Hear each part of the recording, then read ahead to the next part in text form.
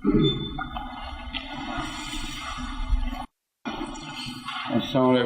alaikum wa rahmatullah. Huzur is saying, is this about Japan? Huzur is saying this has been mentioned yesterday. Okay.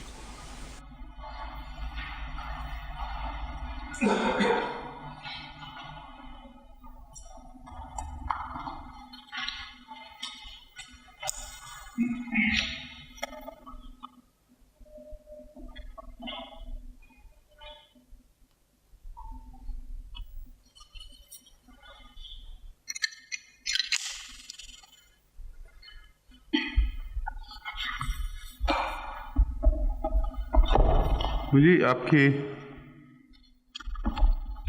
तैयारी मुकम्मल है? Huzur is asking if the MT is ready, and Huzur has been told it is.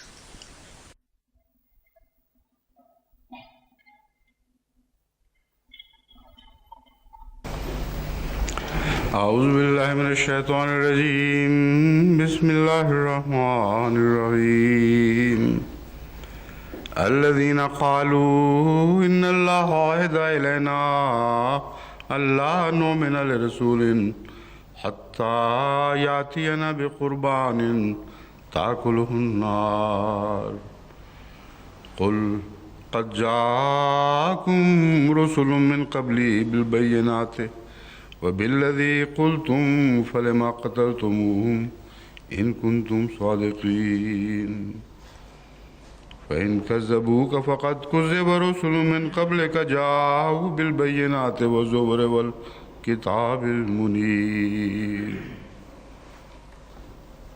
इन आयात पर जिनकी तलावत भी पहले हुई है, तर्जुमा भी हो चुका है, दर्स जारी था और मौजूदात की बहस. Huzur is saying that we have been discussing these verses and we were talking about the miracles, and we shall begin the discussion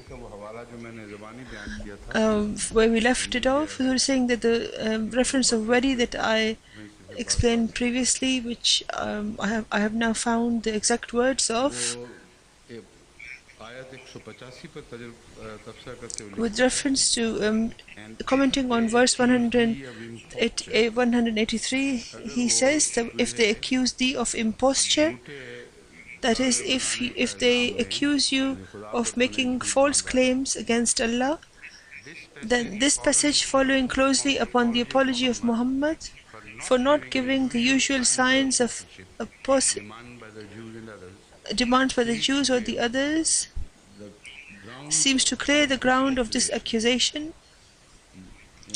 Huzur is saying, sorry, I missed one of the words. Huzur is saying that the allegation made against the Prophet Islam, which others used to make, that he was a false prophet, Nauzubillah, and he was deceiving people, then its foundation was that the regular prophets, which the prophets of Israelites, the miracles they used to present, whenever the Holy Prophet was asked to present such miracles, he always rejected their demand, and he said that Muhammad refused to perform miracles which he proved. And the person where he continues and says that Muhammad's refusal to present miracles is a proof of his being a false prophet, and the response given by Muhammad, that is from the Holy Quran, according to him, said that this is not in accordance with the facts. And what is that response of the Holy Quran? The apostles before thee have been accused, have been accounted impostors, and he's saying that this response is incorrect. It is not true that all apostles were regarded as impostors. It is not correct that all the prophets in the past were regarded as false. Whereas Huzur is saying that the words of the Holy Quran does not mention all the prophets. Huzur is saying that it's a grammatical word called nakra, in a singular, that before you prophets have been regarded as false. So first he alleges a false meaning about the Holy Quran, and then he says this is not true because every single prophet of Allah has not been regarded as being untrue. Then he says it is not true that all apostles were regarded as impostors. Certainly such as were accused were unable to work such miracles, as proved even to their enemies that there was a prophet of God in Israel. He says that all the prophets from whom this demand was made, who were regarded as being false, of them every single one was able to present a miracle which proves that he was from God, and as a result of that the matter was resolved and they were proven to be true prophets. And he presents the reference of Elijah prophet because the fire eating or eaten sacrifice is being mentioned. He says that the Elijah presented this miracle and therefore proved that he was true, whereas the very same verse sheds light on Elijah, and it also sheds light on the Messiah. And this Huzur is saying association I mentioned previously, but today I'll make it more clear so you would know, you will understand what I'm trying to say. They say that at the time of the sacrifice, Elia came close and he said, "O God of Isaac and Abraham, today you are the Lord and I am your servant, and I have done all these things because you have said so. Listen to me, please listen to me, so that these people know, so that people know that you are the Lord." And you turned their hearts, and then Allah's fire descended and Allah destroyed all of those things, and the water was destroyed, was finished, and then people fell across their faces, and they said that God is the same God, God is the same God. And at this, Elijah, what was Elijah's response and reaction? Elijah said to them that go and seize the prophets of Baal, not a single one of them should run away. So they caught them, and Elijah took them to the stream of Kesun and murdered them. And then Elia said to Achial, "Rise, go up, eat and drink." And the rain descended, and Elijah, who Achiab, he was not a Israelite prophet, he was against the Israelites. So Achiab went up to eat and drink, and Elijah went on top of Carmel mountain, and he put his face between his knees, and he told his servant to look up towards the ocean, and he couldn't find anything there. Then the seventh time he said that there is a cloud from the ocean that has arisen. Huzur is saying to send him 7 times. It is so strange. Why did he not wait there for the cloud to form? So Huzur is saying all of these stories are such stories of the Bible that when we go ahead, you will see that there are even more interesting stories. And then he said that he told Achiab to make the chariot so that the rain should not stop him. Huzur saying before that they said that there is a lot of rain and therefore you should go and rest up at the top, and now is in contradiction that he's saying to his servant that go and see if there's any sign of a cloud, and he said there is no sign of a cloud. And then he was sent there 7 times, and at the seventh time he saw a small cloud, and then he told him to go away from there, that the rain may stop you. And in the small time, the sky was filled with the clouds. And Huzur is saying that what he was trying to stop happened because he had to go in the rain, and then God may strengthen. Sorry, he strengthened himself and ran ran towards the prophet, towards the king. Huzur is saying this is what they think of prophets, that the king who was against the Israelites, the prophet ran in the rain and went ahead of the chariot of that king, and this is how he tried to save his people. This is ridiculous, what they allege towards their prophets. So saying another interesting thing about to tell you is that where he writes that such evident demonstration are expected of Muhammad sallallahu alaihi wasallam. This is the kind of certain things which are proven. These were the demands made from the Holy Prophet sallallahu alaihi wasallam, and he says no. Huzur is saying that let us see their brain and look at what kind of stories they think as being facts, and they think prophethood. This is prophethood. That these are the kind of things, demands given, demanded of the Holy Prophet ﷺ, but he never given. Even his own followers have been driven to invent a multitude of stories detailing the miracles wrought of their Prophet. These have been recorded in their traditions. The following are some samples of miracles thus invented. A camel weeps and is claimed at the touch of Muhammad sallallahu alaihi wasallam. Is calmed, Huzur is saying, at the touch of Muhammad. Huzur is saying that this is a true incident. This is in the traditions that the Holy Prophet sallallahu alaihi wasallam put his hand on a camel which was crying and it became quiet, and this is not an amazing miracle which one's intelligence should not accept. If one touches an animal with love, then they respond, and these days the research on animals shows that they have an innate sense which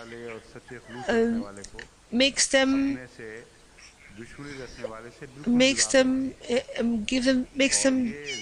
able to distinguish between somebody who loves them and somebody who doesn't, and this is also found in plants. This ability to distinguish between people who love them and who don't, and people have made investigations that someone who hates plants, then they feel their presence with hatred and they show a reaction against them, and those plants and that person who loves them,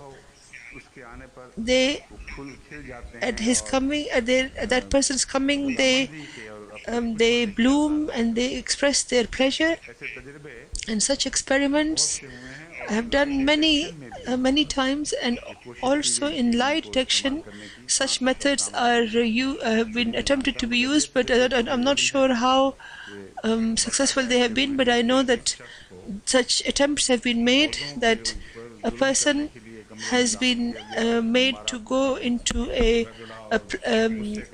room, and he was given some plants, and he was told to be angry with them and cut them, etc. And when the same person, when he enters again, then the plants that are left behind, they're such sensitive plants are chosen who retract, and they immediately retract when that person comes in, and then another person was sent into the room who expresses love and who talks to them with love, although they do not understand the language, but there is a power of love and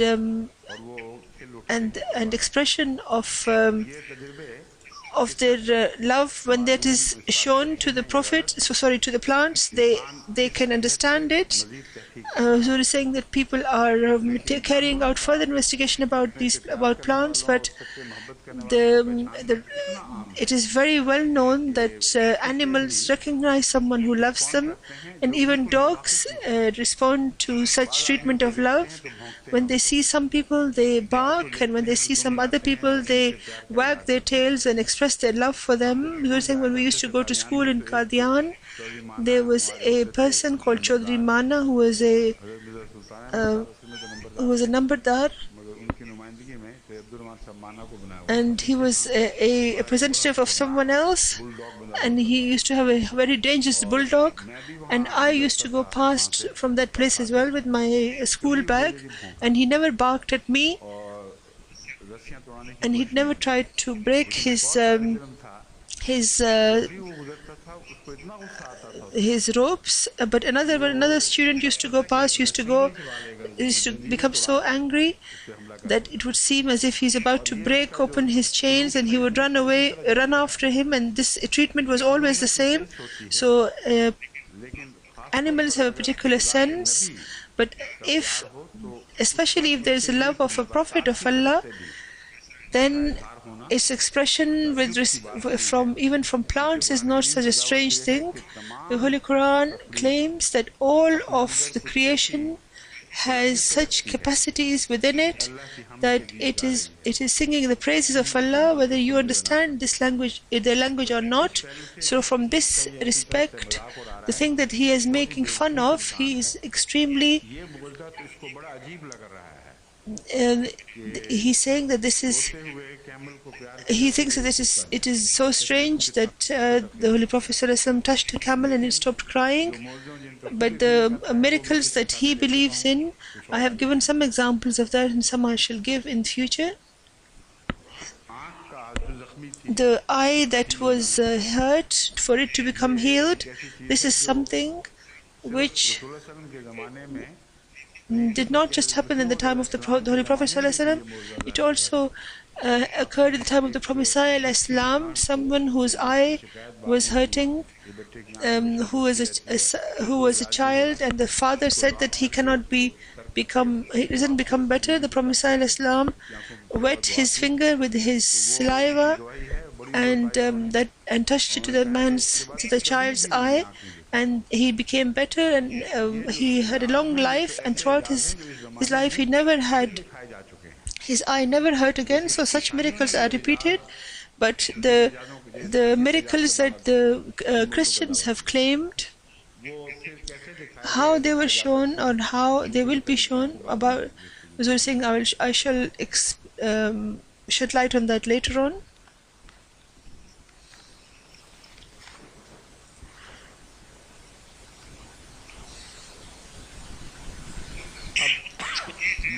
Now Huzur is saying that this is the miracles of Elijah, towards which he indicates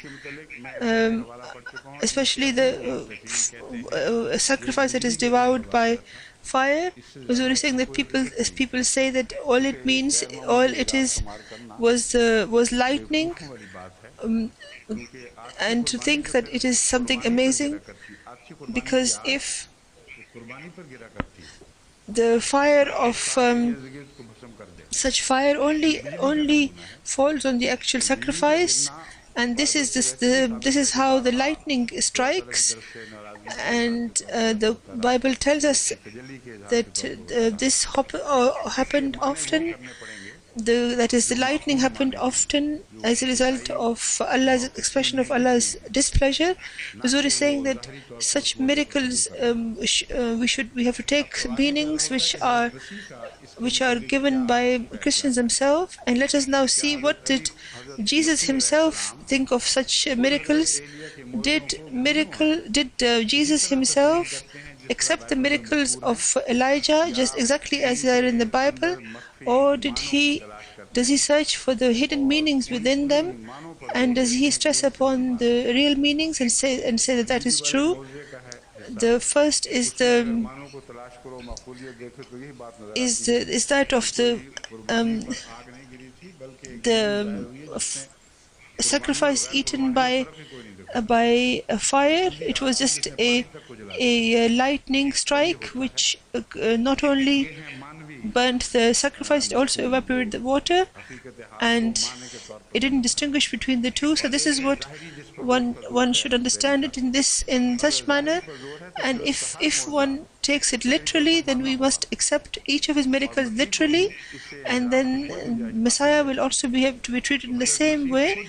So Jesus himself will prove negating worry, because another miracle is explained Elisha said, ask what I should do for you before I'm taken from you. To this Elisha said, please let two parts in your spirit may come to me. And that he said, you have asked a difficult thing. If you ask me when taken from you, it will happen to you that way, but if you do not, it will not happen. Huzur is saying that I wish to leave this aside at the moment, because this is to do with the doubling of blessing and what the response of this was.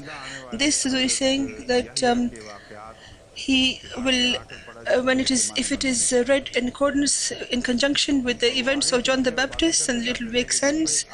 And it came about that as they were walking along, speaking as they walked, why look, a fiery war chariot and fiery horses, and they proceeded to make separation between them both. And Elijah went ascending in this windstorm to the heavens. All the while Elisha was seeing it, and he was crying out, my father, the war chariot of Israel and his horsemen, and he did not see him anymore. Consequently, he took hold of his own garments and ripped them into pieces. After that, he picked up the official garment of Elijah that has fallen off him and went back and stood by the shore of Jordan.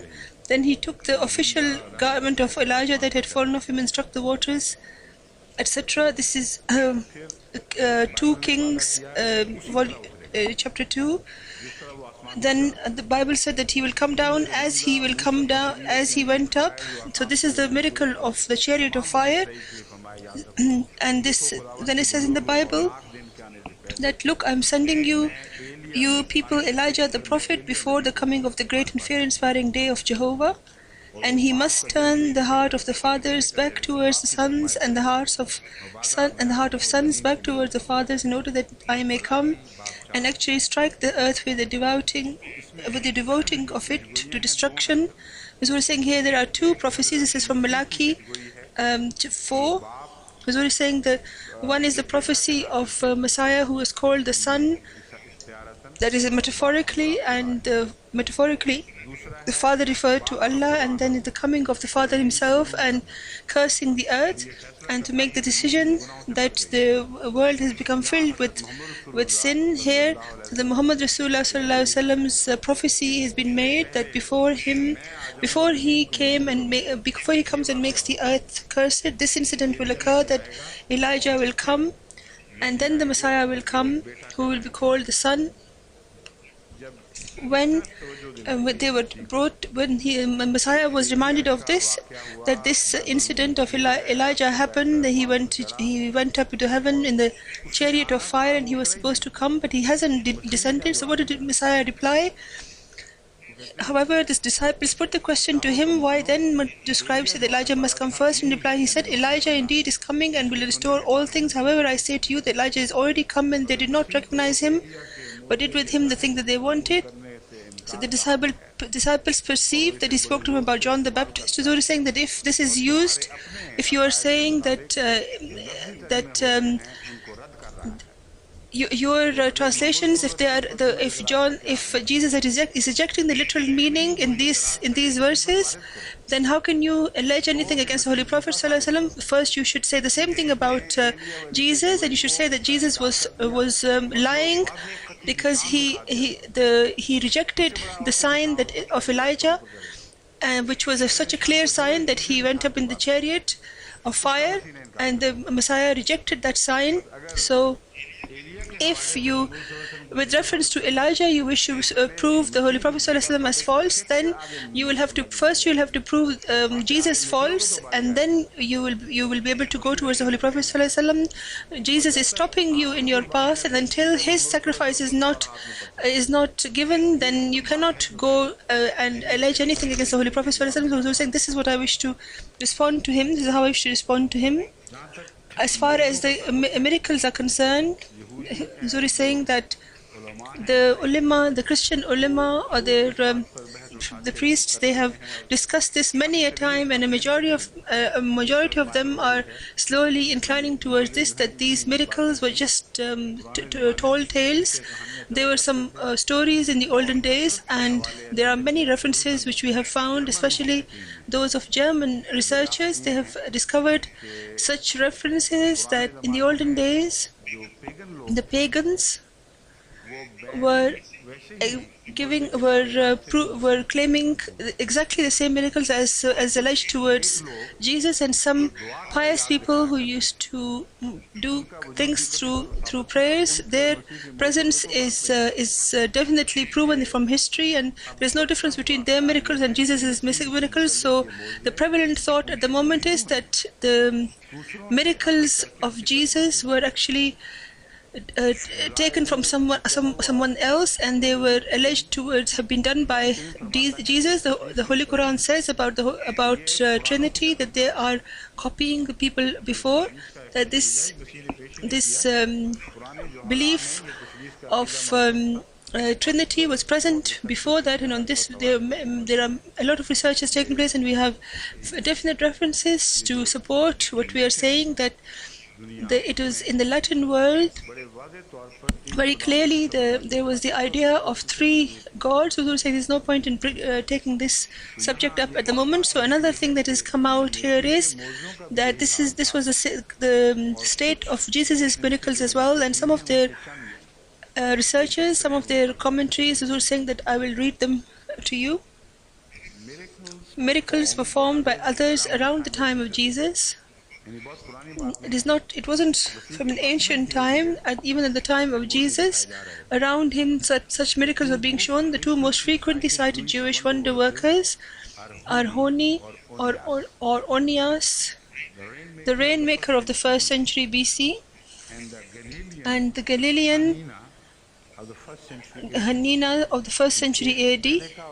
So one was before and one was after Jesus' birth. It is debatable whether they were primarily miraculous wonder workers by their own powers of men, or persuasive prayer that brought God's extraordinary help. So they're saying that we are not sure whether they were themselves, they claimed such power, or they prayed to God and they showed the sign of the fulfillment of their prayer. The most popular pagan parallel offered for Jesus is Apollonius of Diana of the 1st century AD.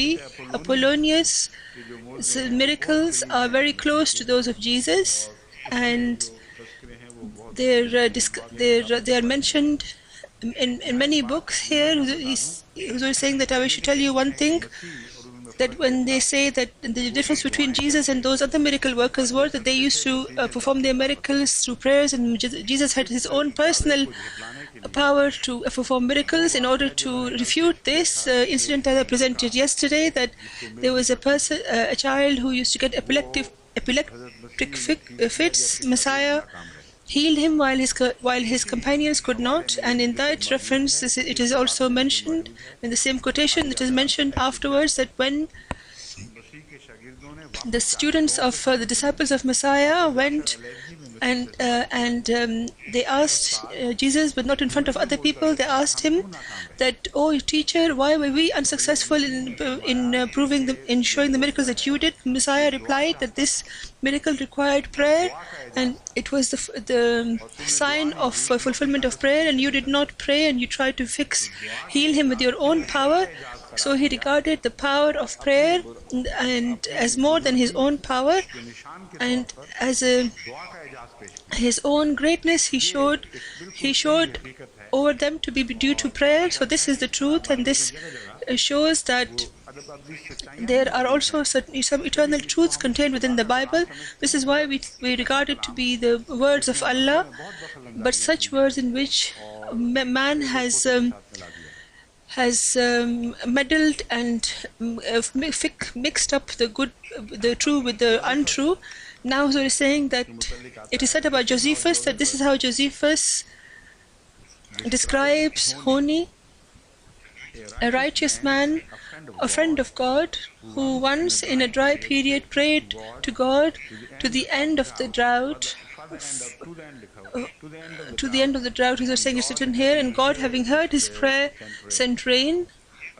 He was saying that these miracles happened many times in the time of the Holy Prophet ﷺ. These are continuing miracles that occurred in this day and age, and it continues in the time of the Prophet ﷺ and of his servants and of his servants of his servants, and many large areas of Africa are proof testament to the fact that they became Ahmadis because of by seeing such miracles. So thinking that this is an incredible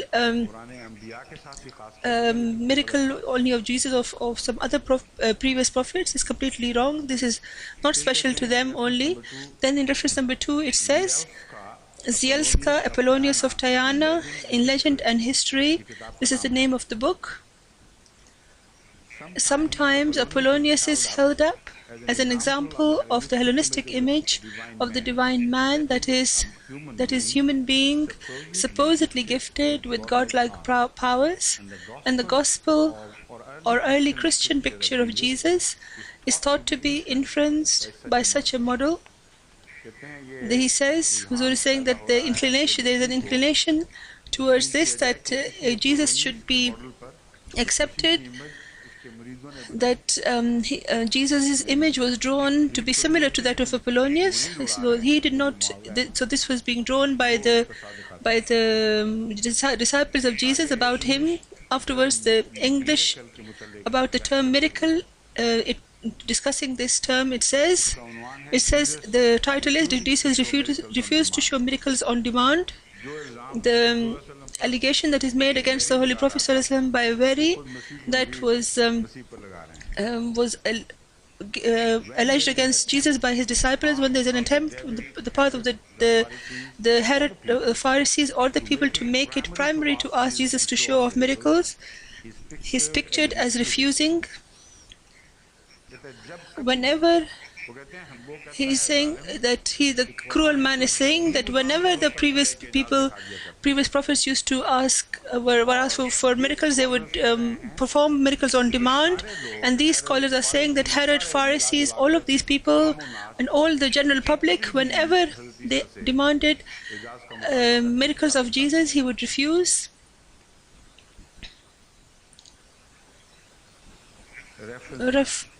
In one of the parables, he is remembered as skeptical about whether the miraculous effectivity sways those who are not otherwise persuaded. So they're saying the other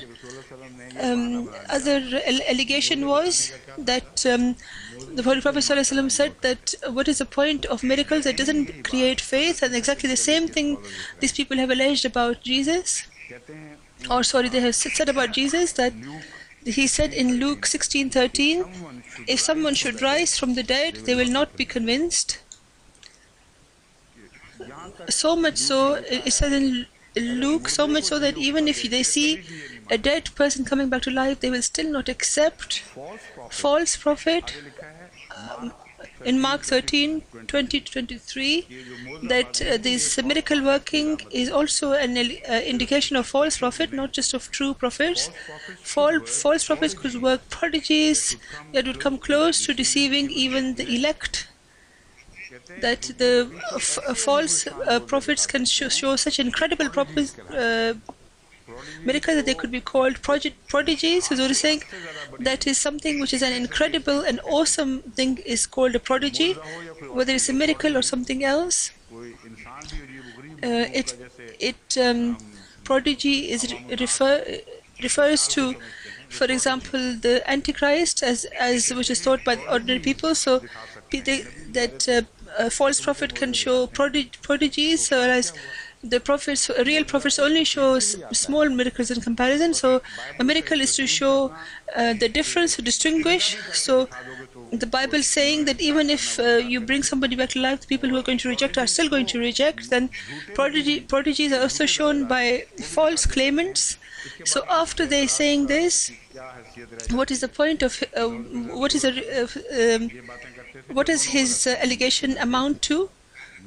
That is Veri's allegation. So and he says that the prophets never denied a miracle, and their miracles were such that people always accepted them.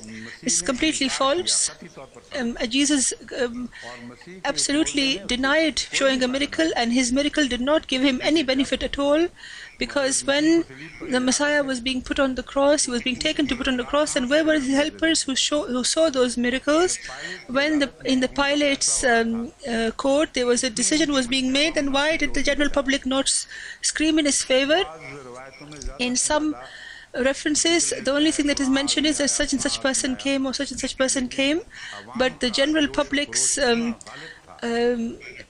the general public made so much noise that Pilate became afraid, and the 12 disciples were hiding themselves, saving their lives. So if this is the state of those who saw the miracles, who spent their time with him, and who saw him walking on the water, and who saw him bringing the dead to life, and he saw amazing things descending from the heaven, this is their state, that when their prophet is in so much pain, and he's the so-called Son of God, they all run away from him.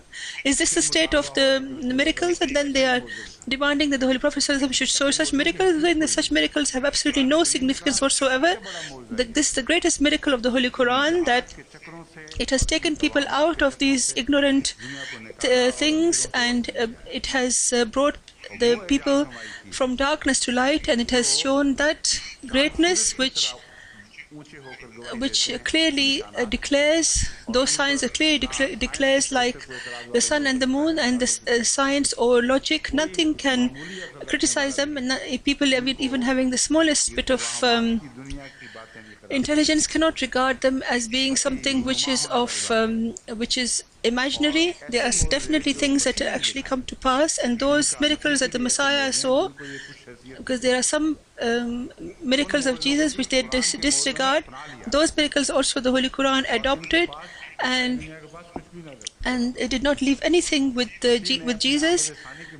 About the second coming of Jesus, he gave the moon and the sun as his witness, and this is something which is not a deception. This is to do with laws of nature, and with the heavens. And the Holy Quran also they give the same prophecy, so these people can say that this is a copy of the Bible in the Holy Quran, and the Quran showed this, copied the Bible by saying this. He was saying that I'm referring to the verse Shamsu wal Qamar. But look at the greatness of the Holy Quran, that the miracle shown by Jesus, which Jesus shown as an incredible prophecy, the Quran mentions it and it adopts it in such a way that Messiah did not come in their world, but it came in the world of the Holy Prophet ﷺ. So what is a miracle? They can wait until the day of judgment, and that Messiah's prophecy will never be true for them until they, with reference to the Holy Quran, it is not, they don't wait for it until they see it from the point of view of the truth of the Holy Quran. So this is what is meant by adopting the miracle, and this proves that he is the true God who revealed the Holy Quran and who proved the truth of that Messiah. And if you want to understand the truth of that Messiah, then you have to see him through this God and through this Quran, and then in Huzur is saying that the miracle of the solar and lunar eclipse for the Prophet ﷺ is a proof of the truth of this. Now Huzur is saying that I'm challenging the Christians. If the Quran had copied Bible, then the copier became true. He has showed something which has never been shown about anyone since the world began, and they have 2,000 years have passed, and their Messiah never came down with any such heavenly sign of the sun and the moon. And if they show him to us and they make him descend, then the same challenge that I gave to other ulama, I hereby challenge these people as well, that their priests, if they make a Messiah descend with his body, from the heaven with the proof of the sun and the moon with him, then anyone who shows him to me, I will give him 1 billion rupees from Jamaat Ahmadiyya. And if anyone claims that we saw him first, or we saw him first, and we won't discuss this with them, and we will listen to all of them. And when there are many claimants and there is no way of distinguishing between them, then we should listen to all of them. Zul is saying that now let me tell you I'll also tell you about the claims of other religions. Why should we not accept them then? If these stories of the Bible, that people have entered into the Bible, then if you want to accept them, then why should we not accept Bhagavad Gita or Vedas or other books of Buddhism or other religion? Why should they not get the same acceptance? Because some of them are more authentic. In Muslims, the miracles that are being associated with respect to certain holy people were much more authentic, because the people of that time wrote them down, and there is no doubt about them, which could, because of which one could say that somebody has meddled with them. And many such claims are present, and the people who saw, they say that they saw. So if you are denying those who saw it these days, then why should we not deny those who were in the past? And who are they that they more definite proof should be shown, whereas such dark veils have been put on them, that the Bible, which the prophets that they mention, and not only in their presence but thousands of years after that, those things are being written. Hazrat Ibrahim al-Islam and Nuh al-Islam and Adam is mentioned, and it is written many thousands of years later. And the people who were writing, they were scribes, and they used to collect together different references and put them in, and whatever they wrote, they were all were found in the Jerusalem, in the Temple of Solomon. They were, sorry, it was all burnt in this Temple of Solomon. None of them were left, and 200 years after that, then a prophet says that I'm going to collect them again, and Allah has showed them to me again. So the whole Bible, the Israel prophets again began to write it, and some historians say that no, he did not write it. It wasn't revealed to him. The whole thing wasn't revealed to him. There were many different people who remembered these references for 200 years, and then they collected them together and wrote them down after 200 years. Shall we accept such a book, or should we? Why should we not accept those books which were much more authentic? And which religion should we accept and which we shouldn't accept? So why should a reference be regarded as true or not? You're saying I'm not telling you about the proof. As far as the science and the proofs are concerned, most of these things are worthy of being rejected. But in principle, if the Bible's miracle is to be accepted, then others should also be accepted. So we're saying that now there's another book, The Miracle Stories of the Gospels by Arthur Richardson. He writes, Jesus himself rejected the appeal to credulity, and refused to give signs, to work miracles as evidence of his supernatural power and authority. So we're saying that their researchers are saying very clearly that Jesus never performed any miracles on demand. He never showed any proof of his supernatural powers. He did not show any miracles, any such miracles. For Jesus and New Testament writers in general, New Testament writers in general, the significance of the miracles lies in their character and or quality or spiritual meaning, rather than in their impressiveness as mere wonders. Zul saying that they've come to our way of thinking that miracles should not be accepted literally, and they should not be made as a source of strengthening of one's faith. This is wrong. The spiritual messages contained within them, they are the ones that one should concentrate upon.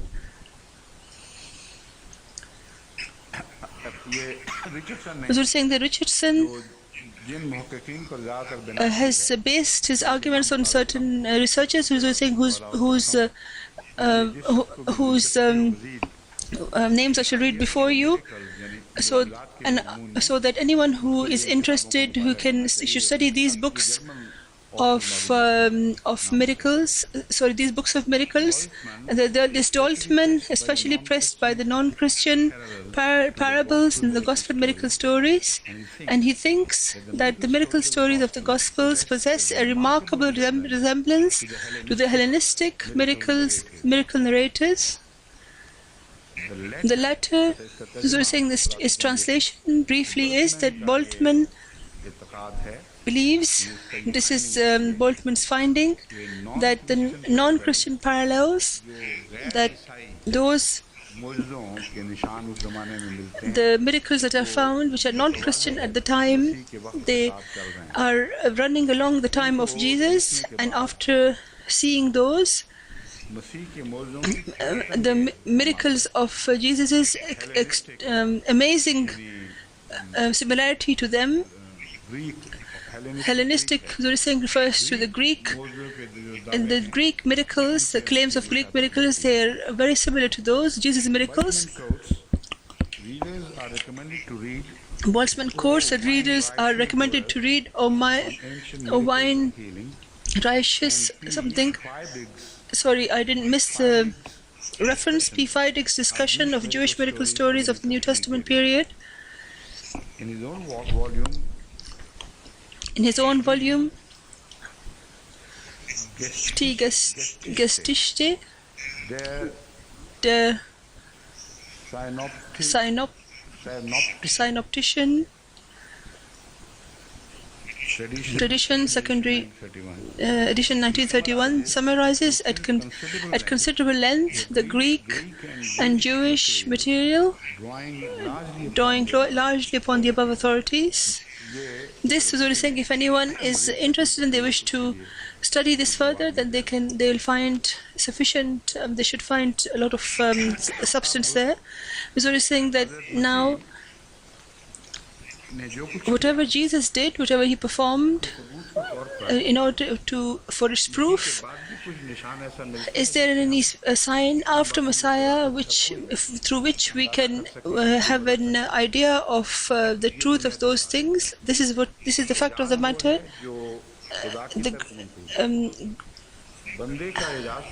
A sign is something that is alleged, that is regarded, that is shown by Allah, not people's miracles, because man dies and the miracle is nothing to do with man. So only that miracle is accepted which is from Allah, and this is a scientific principle, and no one who denies this, they have no proof due to which they can make any miracle presentable. A sign is that which comes from Allah, and it is something that would have happened in the past as well, and should not have had any exception, and it should be Allah's treatment with everyone. And this is called the Sunnatullah, that is the way of Allah, the style of Allah, and this is regarded as being continuous for eternity, and this is the true sign that the Holy Quran presents. And a more clearly evident sign cannot be presented that consoles the hearts and the minds. So these people want to take us back to the darkness, where in those stories where the jinn go over 2,000 or 1,000 pigs, and the Messiah tells them, "I'll save them," and then he doesn't, and all the pigs with the souls that are inside them, they fall over a mountain. So we're saying, what kind of rubbish is this that they want to take us into? Messiah left a sign from which Messiah, by the grace of God, he is proven to be far from such rubbish. Messiah left a permanent truth to when he said that whatever miracles I show, they are not such that they will die with me. They are such which are they're eternal, and anyone who has iota of faith on me, they can repeat these miracles. So if the Prophet if this explanation of the Prophet is accepted, that it was a spiritual dead who were brought to life, it was a spiritual ill who were healed, and this was as a result of prayer, and it was such people, such blind who could not see the truth, but they were able to see the truth, and this is accepted, then Messiah is true. And then definitely Messiah's miracles can be repeated, and they have been repeated. And if you do not accept this and you go after worry and you in an ignorant manner you think that the miracles are to be believed the way in the literal form, then you would have to deny Jesus. The belief in the miracles and belief in Jesus cannot go together, but because the Messiah has proven this. Or Huzur is saying that if you don't accept this, then you will have to accept that upon the Messiah, not a single person had faith, because the Messiah, Jesus says, for truly I say to you, if you have faith the size of a mustard grain, you will say to this mountain, transfer from here to there, and it will transfer, and nothing will be impossible for you. This is Matthew 17. Huzur is saying that even if you have the faith the size of a mustard grain, you will say to the mountain, transfer from here to there. So was the Messiah a prophet or such a son of God who left the whole world without faith, and his disciples could not repeat those things, nor could anyone after him do the same? And when the demand is made from them, then they start to make excuses. Now those people are born among them who say that these are metaphors. It doesn't actually mean mountains were moved. So when they call towards faith into Jesus, and they try to make people believe in his miracles in the literal form, then Messiah says, in answer, Jesus said to them, truly I say to you, if only you have faith and do not doubt, not only will you do what I did to the fig tree. Huzur saying that the fig tree, he cursed the fig tree and it died. But also, if you say to this mountain, be lifted up and cast into the sea, it will happen. And all the things you ask in prayer, having faith, you will receive. This is Matthew chapter 21 and 22. The first was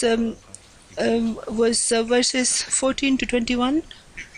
Then in Matthew 17, it says that I tell you that even if you have a faith the size of a mustard grain, you will say to this mountain, transfer from here to there, it will transfer, nothing will be impossible for you. Then in John, it says, most truly I say to you, he that exercises faith in me, that one also will do the works that I do, and he will do the works greater than these, because I am going my way to the Father.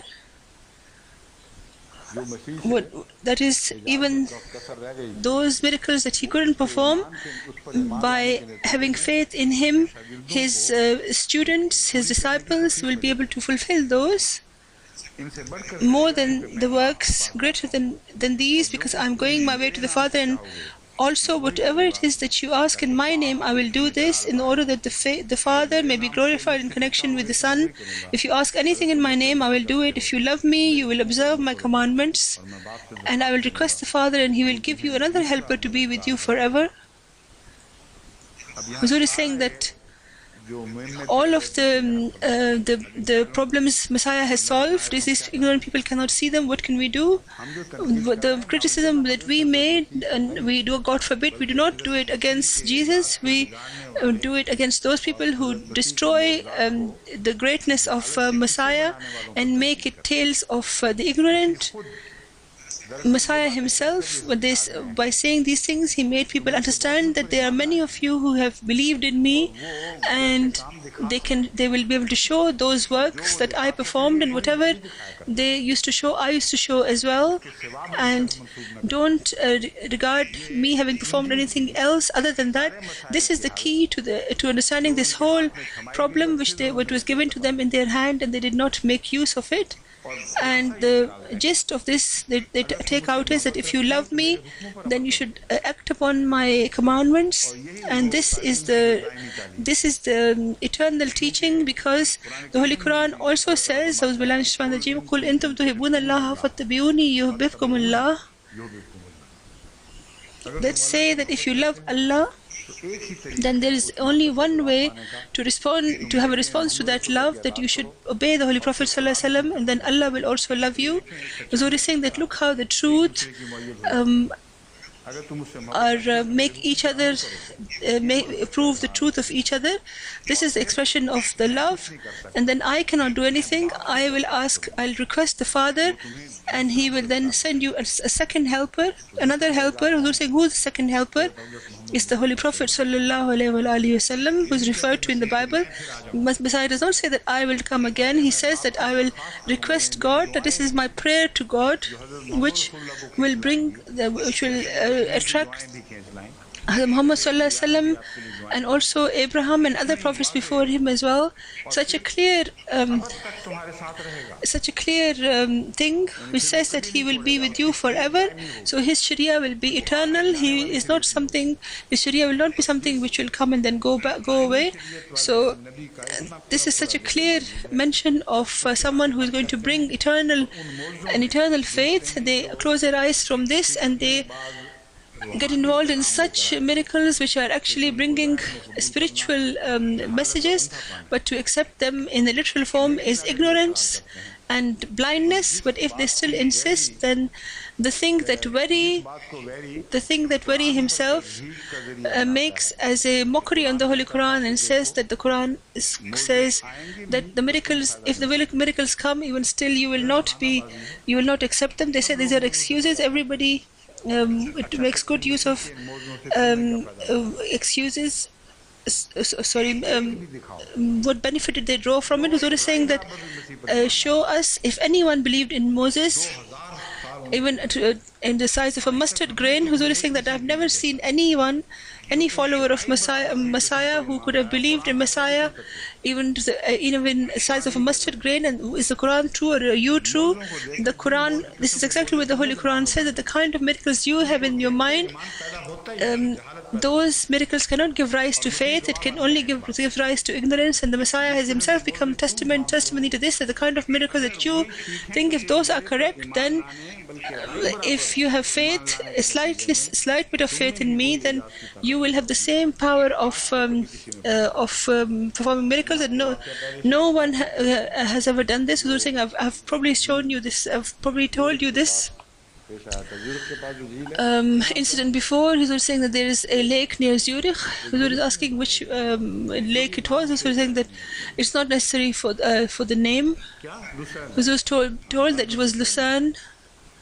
Huzur is saying that it's not necessary to explain this. Huzur is saying, I don't want Sheikh Nasir to write to me and say that it is this lake or that lake.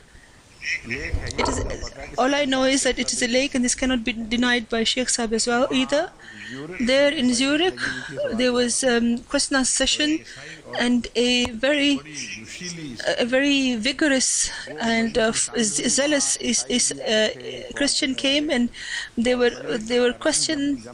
When she saw that people were getting their answers very satisfactorily, she was very anxious, and at last she said, I want to ask a question, that Messiah brought people back to life, and the Mirza Ghulam Ahmad that you regard as the Messiah, did he make such miracles? If he did, then show me.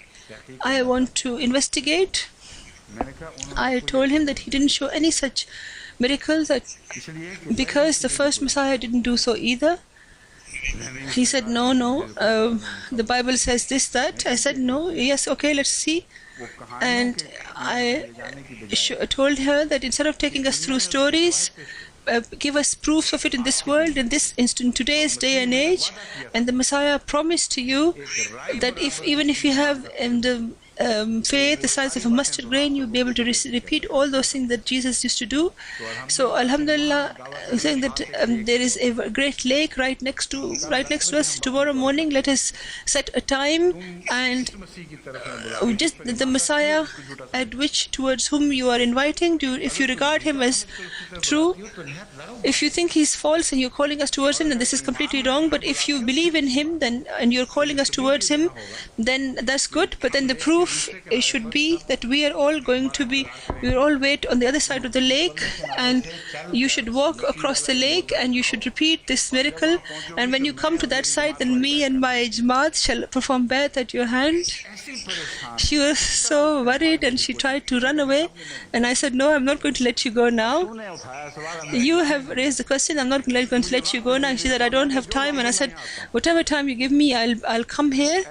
She ran, and then we couldn't find any sign of her at all.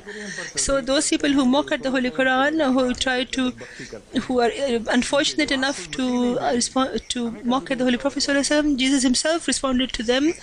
The Messiah forever, he said, he responded to such people. He called them liars, and that Messiah was that miracle of the Messiah was proven, which was fulfilled in the form of the servant of the Holy Prophet ﷺ.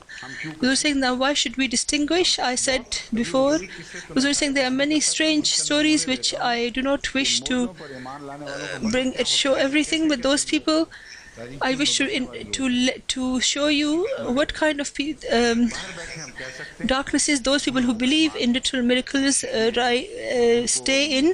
Because we're saying that when it is not good to call other religious people false, but I have to say this because if the miracles that they are alleging about Jesus are true, whereas their authenticity is very weak, then we should accept the other miracles of other religions as well. About Mahadev, Gartak Mahadev and Padam, Quran says that once Indra Devata went to see Mahadev and went to the Parbat, and there he saw that a person who was very ugly and with great big teeth, and Indra asked him that where is Mahadev? He did not respond to Indra. He was very harsh to him, and Indra was upset with him and hit him on his neck, and it turned into ash, and that person was himself Mahadev, and he wanted to burn him, but then Parapat, who was, I don't know whether it's Barapat or Parapat, who was the greatest of all the idols. So saying, I'm telling you what's written here. I'm not telling you what's in your mind. What's written is Barapat.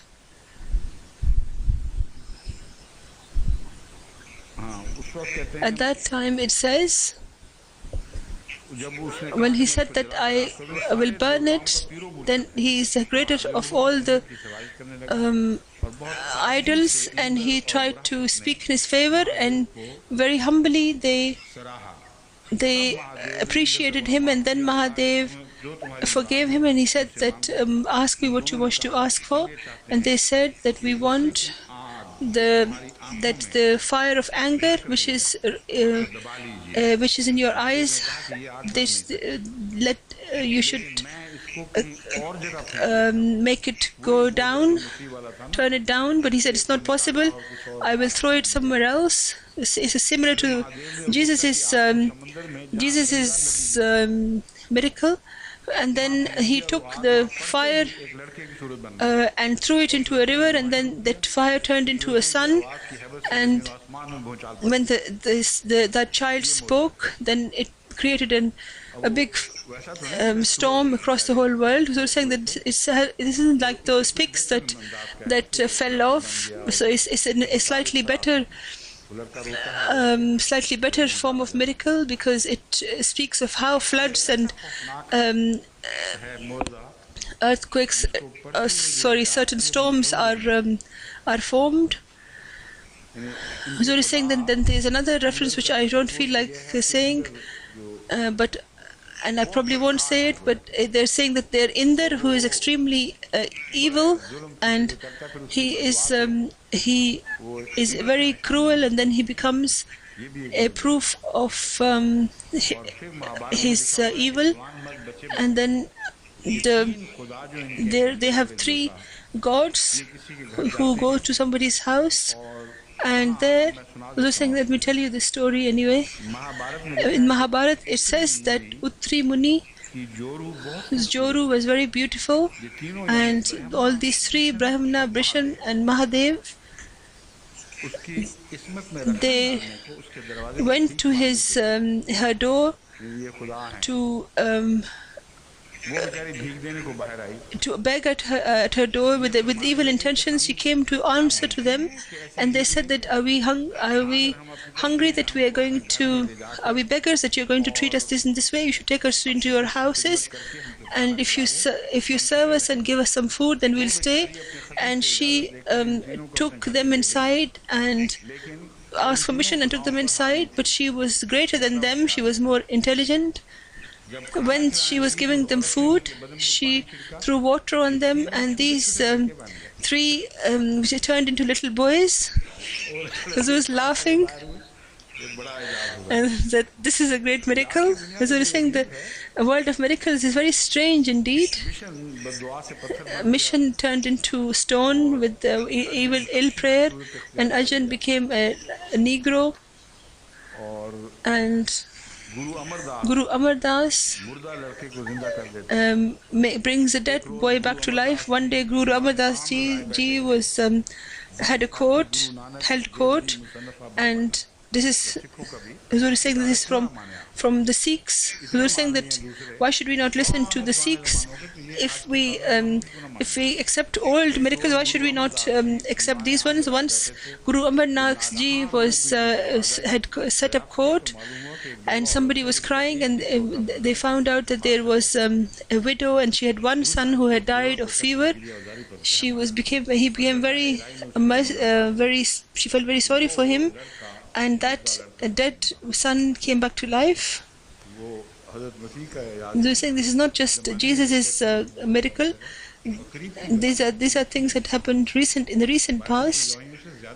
They are more authentic than the Bible, because the Bible has been written many hundreds of years ago, and the New Testament, Huzur is saying, this is actually written many years afterwards.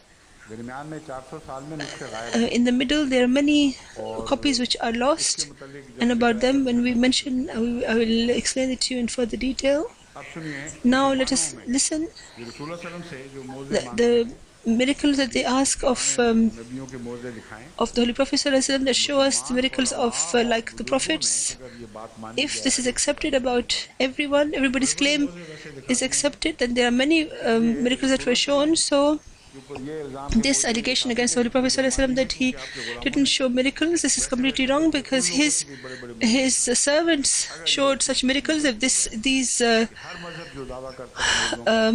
principle is accepted, that every claim of miracles, it should be accepted of any religion, then why should they not be accepted? As Sayyid Abdul Qadir Jilani was always saying that,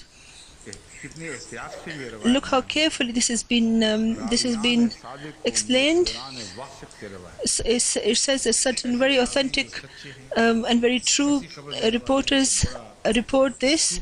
They have a lot of influence, and they are very trustworthy. They said that the Durriyateen, that beloved of Allah, there's many titles in praise of we're saying that, is it Qaddasallahu Sirrahu? How do you say this? Qaddasallahu Sirrahu, I think we should say. Qaddasallahu Sirrahu.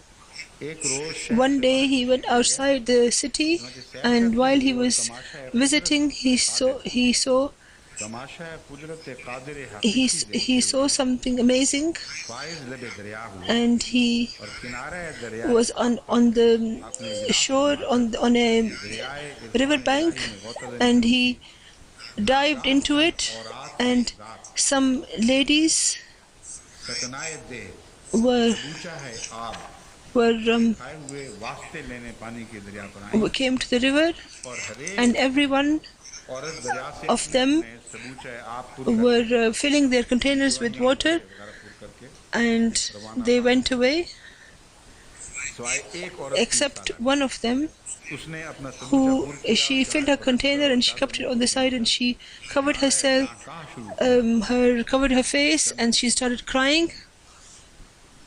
चंदा कलक और इस्तराब और जारी की And जब उस पीर ज़ाला कुहन when जब उस पीर ज़ाला कुहन साला की when बेकरारी her वाह और anxiety जारी and her और crying, दर्जा नहायत पहुंची when बुढ़िया बेचारी that old lady's बुढ़िया बेचारी इंतहा को पहुंच गई बस सदाए beseeching वावेला उसका बगोश फरियाद reached निरोश its आ limit, हजरत की पहुंची then it reached him.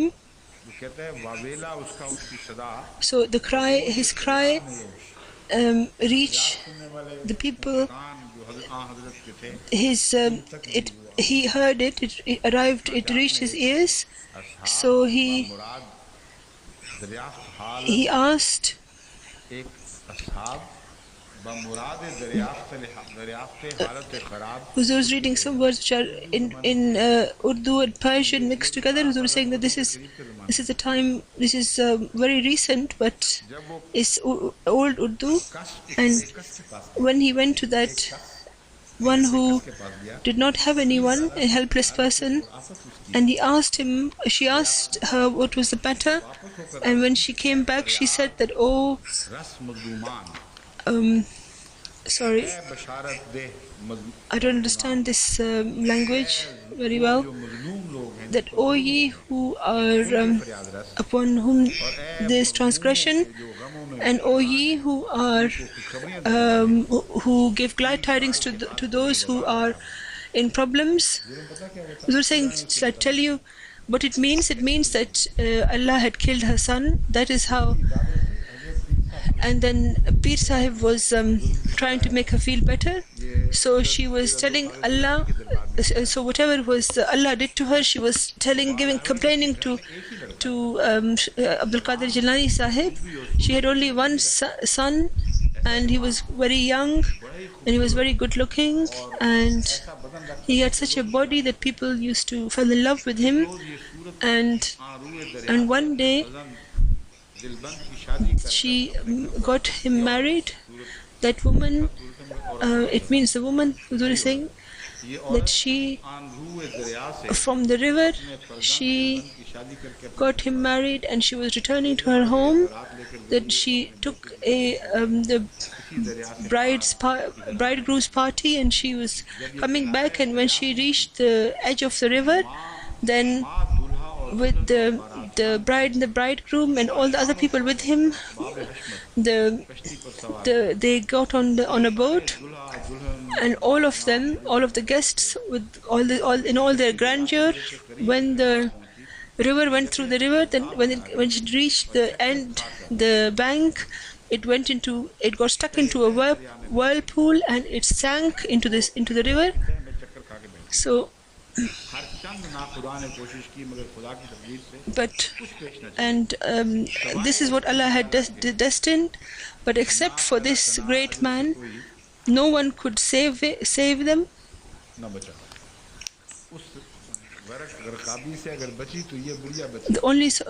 Uzur saying that only that old woman was saved from that drowning, and then she stays at the edge of that river, and every day she takes excuse that she's going to get water. She is, the excuse of taking water, she goes there and mourns her son.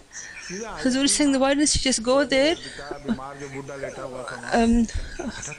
Huzur is saying that she wasn't making an excuse, and she could just go and grieve for him. And he says that every day she used to go and grieve for her son, and for 12 years she has been doing the same thing, and this is how she is living. And the Sayyid Abdul Qadir Jilani became extremely anxious, and he said that your son shall be returned. As to how he is drowned, he will come out of the river. And a lot of these words, I'm afraid I don't understand very well, because they are very difficult Urdu or Persian. Huzur is saying, when the message was, when this reached that good end, then she waited as to when this promise would come true, and when the boat will come back, and when his eyes shall be able to see that light. So then that the Blessed One prayed to God. Then, despite all that time, his prayer did not. He prayed to God that because he had made a promise to her, so he prayed to God, and this way he kept on praying, but it didn't get fulfilled. And then he kept on praying, and then he said he started to plead with Allah, and he said, Allah said to him that, why are you doing this? He said that I cannot deny you. I am taking time because there is a reason. Don't be upset with me. Then he says that the works of Allah are all done at a particular way. They come the way the works of Allah take their time. Then Allah said to him that it was going to take at least 6 days, and I need some time. I can't fulfill it straight away. Sayyid Abdul Qadir Jilani Rahmatullah Alayh then was saying that I can't see the rest of the bit. There's a page missing from this. The next part is that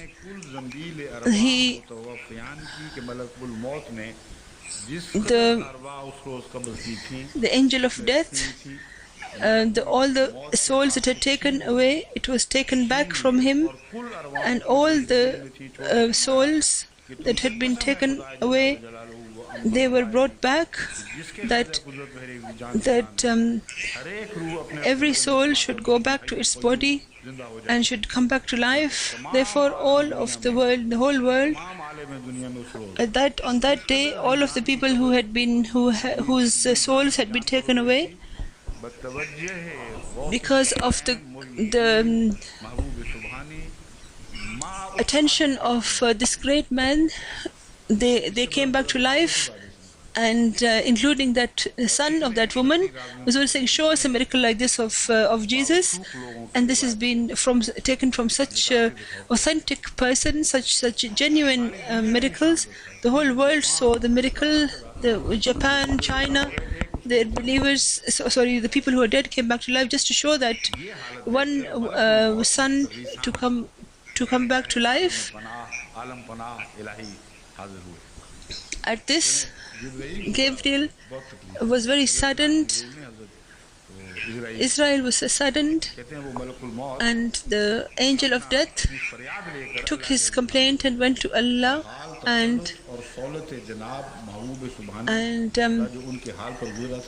he said that those had attacked, and the way what they had done to him, they complained, and it was said that, oh, angel of death,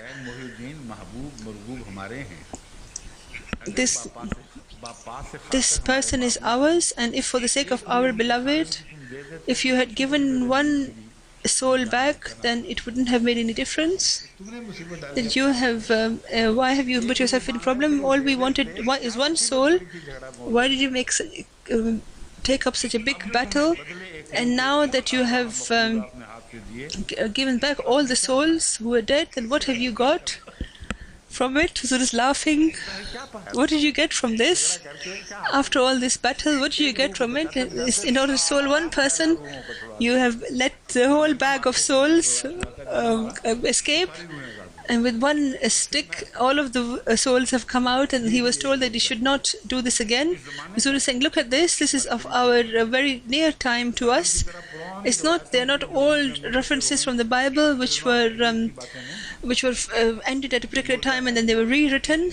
These are such things which are continuing, and the people at that time wrote them, and in the words of that time.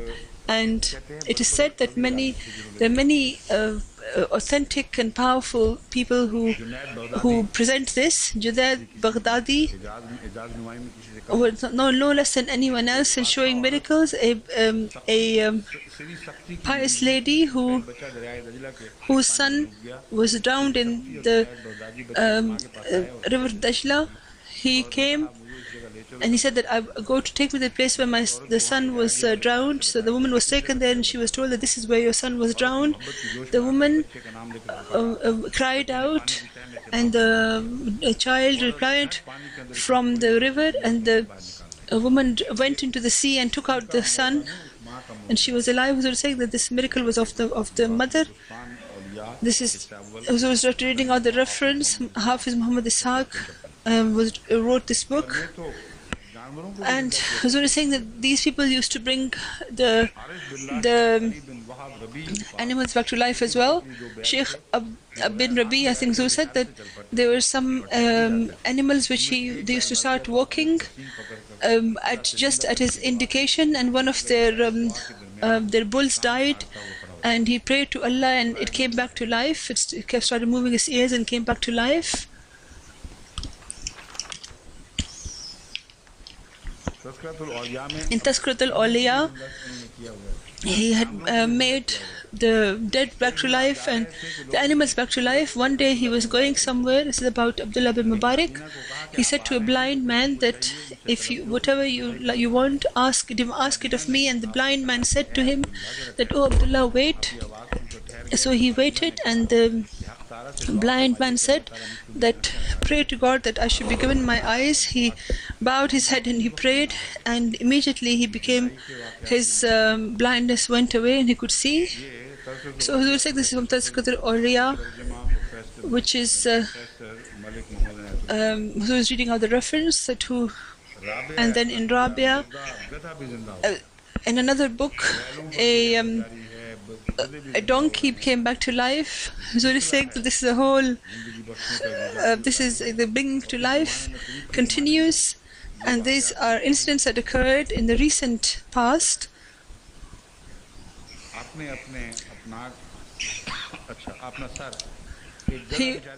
Somebody's donkey had died, and by seeing his state, it had a lot of influence on him, on Hazrat Rabia.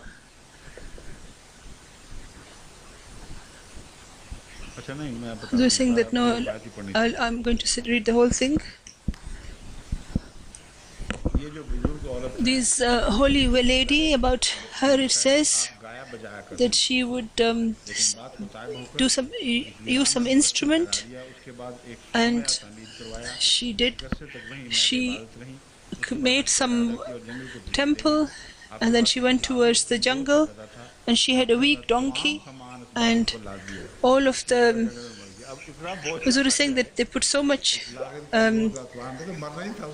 burden on the donkey died. Huzur was laughing. The people said that let us carry your burden, and he said no. He said that all of you go, and I did not go out by having trust in you. She stayed alone from the caravan and she prayed to God, and he said that oh God, is this how a king treats an ordinary, a poor person? You called me to your own house, and on the way you killed my donkey. and you left me alone in this jungle. As soon she hadn't finished her prayer yet, and the donkey came back to life, and she put all her wealth, all her belongings on him. So he's saying that the poor donkey died, even though it came back to life, because by all the burden being put on him again. So he's saying, wow, this is amazing. Look at how these references are. They're saying that the person who saw this, he said that after a long time I saw the same donkey walking around. So he's saying that show us such authentic references from the Bible. Look at how references are there. The man who writes this says that he himself saw this donkey many years later, still walking around. And Muhammad Aslam bin Tusi made a pen, turned a pen into gold. And Hazrat Ahmad Hazaroy, and the drum brought water from the well by itself. Huzur saying, I'm sure just giving you a gist. As a Zunoon Misri, where a stone turned into a precious stone, and some other holy man made the water come out of the well, and something else turned into gold about some other holy man. He said that he was with them in a journey, and people who were needy, and they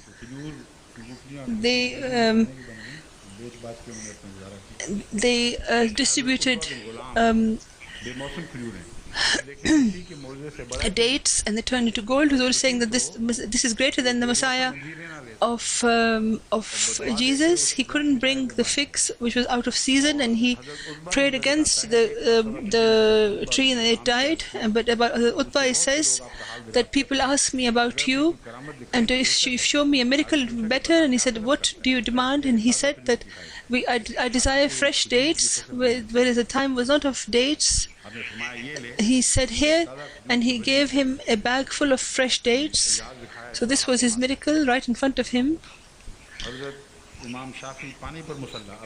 We're saying that they say that Jesus used to wander around on water. They say about Imam Shafi that he used to do something similar. The governor of Rome used to send some money to Harun Rashid, but once he said that if your religious ulama win from these people that I have sent, then I'll send you my tax, otherwise I won't. But the Khalifa got together all the ulama, and he told Imam Shafi to carry out the argument with him. This governor of Rome used to send money to Harun Rashid. They were saying this is not true. Those were great kings, and it doesn't seem to be true. He said that if your ulama win from our scholars, then I'll keep sending you my tax. And he said that my tax is about to end, so let's do something about this. And Imam Shafi put his prayer mat on top of the water, and he said, come and do the discussion here, come and do it now. He put his prayer mat on the water, and by seeing this, all of them believed. And when this was told to the governor, and he said, it's very good, because if that person had come here, then the whole of the Rome would have become Muslim. It's good that he didn't come here, he just stayed there. This is in Tazkiratul Awliya. Hazrat Faryuddin At-Taqs. This is his very famous writing by him, and Malik Shabir Hussain is the publisher. Sheikh Adi bin Musafir, two mountains came together. Huzur is saying about mountains, they say that if you believe in in Jesus, then the mountains will move. The Muslims showed this. It's said about someone that Allah has made such people that if they tell two mountains to come together, they will come together. And as soon as the Shaykh said this, then the Sufis looked at both the mountains, and they had come together. And then afterwards he pointed to both those mountains, and then they returned to where they were. This is Kalal Jihar, I think, written by Muhammad Yahya, I think Huzur said. Sheikh, at the hand of Sheikh Adi, a dead came to life. A person was, a stone fell on him and he died. Sheikh Adi went to him and prayed and he came back to life, and it seemed as if nothing had ever happened to him.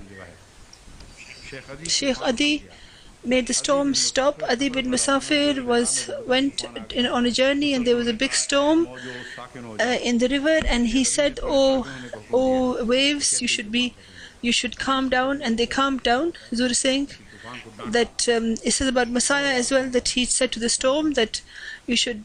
He was angry with the storm. He scolded it, and it was fine. It became calm. Huzur is saying that is old news. This is much newer. And now Huzur is saying that there's another reference where it says that the branches of trees fell prostrate. They say that these are not miracles which you can deny. Qur'an al-Jawaiz writes that even today, whatever new branch comes out of that of a tree, it shows something or the other. Huzur saying that I wish somebody would know where that tree is. We don't know where that tree is, so we could have seen it. A wali's prayer, that he's saying that people who couldn't walk would get fixed with the prayer of Abdul Qadir Jilani, Rahmatullah alayh. Some handicapped people became better. He's saying that some person was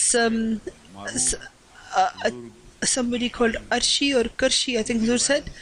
Huzur is saying that he is a very authentic and a very genuine holy man. He said that once he was with Shaykh Abdul Qadir Jilani Sahib, and a woman came with 2 bags, and it was asked what's in those bags, and she put his hand on one of them. He said that in this there is a handicapped child, and he told his son, Sheikh Abdul Razak, to open this, and when it was opened, then it really did have a handicapped child inside it. So he put up his hand on it, and he said that with the command of Allah, stand up, and as soon as the child heard that, it stood up. Sheikh Abdul Qadir Jilani's aunt's prayer was also fulfilled about the rain. Her miracle is mentioned.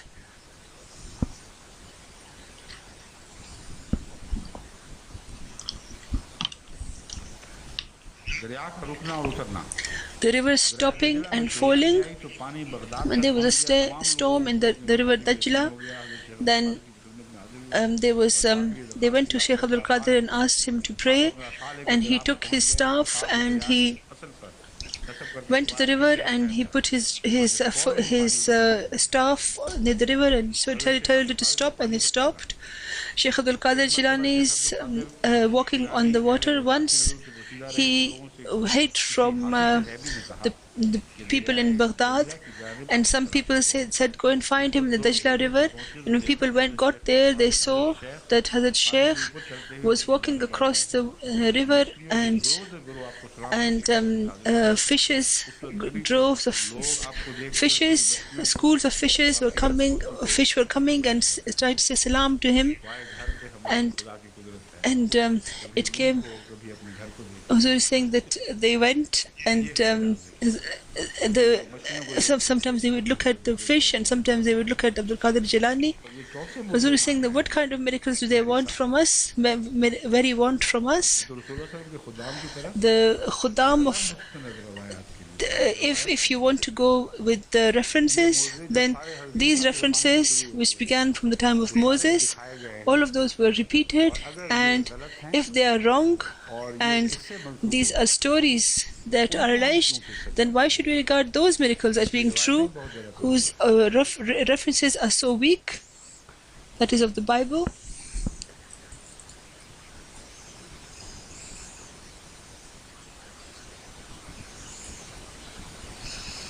He says that he used to show his miracles from when he was a baby. It says about Jesus as well that he used to talk when he was a baby and used to show signs. Abdul Qadir Jilani used to do the same. So once it says that the other Qadir Jilani when he was drinking his mother's milk, he rejected it, and the mother tried, but he didn't drink it. And somebody said, "What happened?" And she said, "I think it's Ramzan." And Huzur is saying that it was actually Ramzan. It was the first date of Ramzan, and the mother didn't know. But Abdul Qadir Jilani, when he fasted from the milk, then she realized that it must be Ramzan. Huzur is saying that the sun turned around because of Father Ali Zanho, and at the time at the place of Khaybar, when the head of the Holy Prophet ﷺ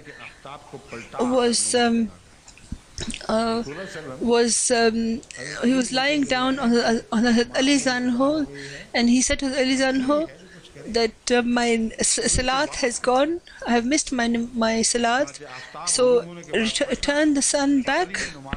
So therefore the sun turned back, and Ali Zanho offered his prayer, and doesn't mention about the Holy Prophet ﷺ's prayer. He was saying this is so strange that when Abraham had given a challenge to bring the sun back from there, bring it from the west, and this would be the fact that this would be proof that you are a God, and if you can't do that, then you should believe in God. So what does this prove? What does this prove of the Ali Zanho? Huzur saying that these are inferences, but as far as the references are concerned, they are very authentic, and there is no way that Christians can deny this. And then in another book it says that after the demise of the Holy Prophet ﷺ, that Ali Zanho was going towards somewhere, and he missed his prayer, and he ordered the sun to return, and it returned, and he offered his prayer on time. So this was as if something that he used to do all the time, that Ali Zanho. Nasim Riyaz, Shara Safad, etc. is someone who was once remembering him, and that is at Ali Zanho, and he said to the sun, and the sun set, and he ordered the sun. He said to the sun that you should return, because I was remembering the Ali Zanho for whom he used to return. So the sun returned, and he managed to do his salat. He was reading another reference, and he was saying that there's somebody called Kararvi, who saying about Imam Zainul Abidin. Because of her sign, a lady got up, and she was died. Who was dead? She got up. Huzur saying, but the moment Balakhi, when he went to Hajj, he took his wife with him, and on the way she became ill, and she died near Medina, and that believer became very upset, and he went to his Imam al-Islam, and he told him about everything. Imam al-Islam heard this and stood up, and he offered 2 rakats of salat, and he prayed, and then he said, "O Sheikh Balakhi, go to your wife, and Allah has given her life again by Allah, because Allah is the one who can bring back the dead to life." So the man went, and straight away, and he went back, and he saw that his wife was sitting, and she was fine, and she said that, "How did you come back to life after dying?" She said that when the angel of death came to take my life, and he wanted to fly with my soul, then on the way a young man who came, that is Imam, explained she explained the scenario of Imam, and this was, and he said that you are right, and in Imam Ali Zanho bin Ibn Hussain is exactly the way you saw him. So therefore she says that he came, and when the angel of death saw him, he said salam to him and returned, and he kept on saying that, "Oh, Allah's greatness, or Allah's sign." And Imam Ali Zanho said that, "O angel of death, return this woman's soul to her body. She was coming to us." and I have requested Allah that increase her life by 30 years and give her a better life. And the angel of death said, "Oh, friend of Allah, I will do exactly what you say." And he returned the soul back to the body, and she found herself to be absolutely perfect. When he heard all of this from his wife, he went to Aale-Imraan, and at that time he was seated with his companions. And when his wife saw him, he immediately recognized him and said, this is that blessed gentleman at the command of which I got an extra 30 years in my life. And by saying this, she then fell at the feet of Imam, and he said, "This is my Imam." Huzur is saying, "I don't understand that at the time of Karbala, where was Israel? And why was he not kissing their feet at that time?" So such miracles are being related, which contain the proofs within themselves that they are not true. So Huzur is saying that these such old miracles create people who try to incline upon such stories, and to take someone from the light into the darkness. This is what it's called. And they say that why has the Holy Prophet ﷺ taken us from darkness to light? And Huzur is saying that we are trying to teach a language right now. Huzur is saying that it is so difficult, but lots of people say that you have taken on a big burden for yourself. Huzur is saying that whereas whatever tasks I have to perform them. But Huzur is saying that I enjoy teaching languages, but I did not have this power. Abu Ismail recently said that I went to Imam Raza and I said that, "Oh Lord, I do not know Arabic language," and he put his hand on his lips and made him able to speak Arabic. Huzur is saying, if this happens today, it will be very good. We can teach every Ahmadi every language. White hair turning into black. Huzur is saying this is also a miracle which is badly required. Few women try so hard, and some people who put the hair dye on, their faces have allergies, and this is so difficult. So this Imam Bakr's miracle, I wish it could prevail today as well. Then all these problems would be gone.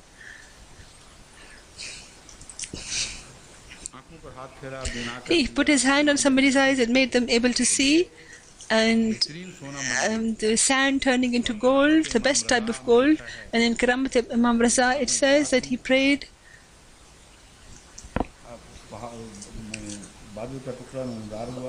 A bit of a cloud came in the sky, and he said, he said this is for such and such place, and this occurred several times, and eventually he said that this will be here, and that's exactly what happened. You're saying these are miracles, and now inshallah the rest. What are the miracles of the Holy Quran? And when these people are saying that the Quran did not show miracles, this kind of miracles, of course, it didn't show. And these are complete rubbish, and this is something which are darknesses, and the Quran takes people out of darkness into light. And the miracles of the Holy Quran presents, which no one can dare to reject, those inshallah we will discuss from tomorrow inshallah. Assalamu alaikum warahmatullah.